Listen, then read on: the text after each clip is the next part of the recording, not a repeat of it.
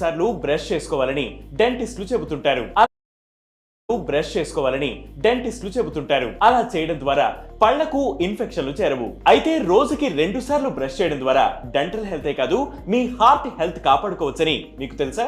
అవును, మీ పంటికి గుండెకి కూడా కనెక్షన్ ఉందని హార్వర్డ్ డాక్టర్లు చెబుతున్నారు. మరి ఆ లింక్ ఏంటి?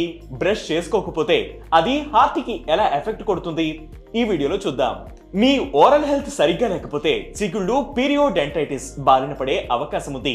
చిగుళ్లలో బ్యాక్టీరియా చేరి అది మీ పంటిని కూడా డ్యామేజ్ చేస్తుంది. అలాంటి పీరియోడెంటైటిస్ వల్ల హార్ట్ అటాక్స్, హార్ట్ స్ట్రోక్ వంటి కార్డియోవాస్కులర్ ప్రాబ్లమ్స్ కూడా వస్తాయని రీసెర్చర్లు చెబుతున్నారు. ఇదే విషయాన్ని ప్రస్తావిస్తూ డాక్టర్లు హెచ్చరిస్తున్నారు. మీ నోటిలోని బ్యాక్టీరియా చిగుళ్ల ద్వారా రక్తంలోకి ప్రవేశించి రక్తనాళాల వాపుకు కారణమయ్యే ఛాన్స్ ఉందని రీసెర్చ్ చెబుతోంది.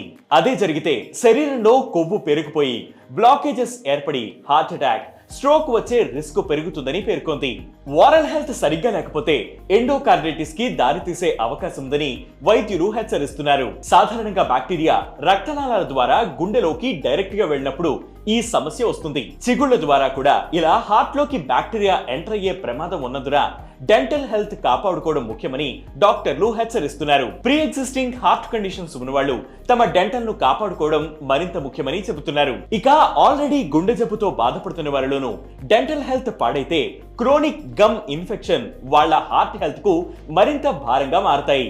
So bleeding gums, bad breath రాకుండా ఉండేందుకే కాదు, గుండె సమస్యలకు దూరం పెట్టేందుకు కూడా ఓరల్ హెల్త్ మెయింటెనెన్స్ చేయడం ముఖ్యమని నిపుణులు సూచిస్తున్నారు. రోజుకి 2 సార్లు బ్రష్ చేయడం, రెగ్యులర్ చెకప్స్ తో మీ డెంటల్ హెల్త్ కాపాడుకోవచ్చు.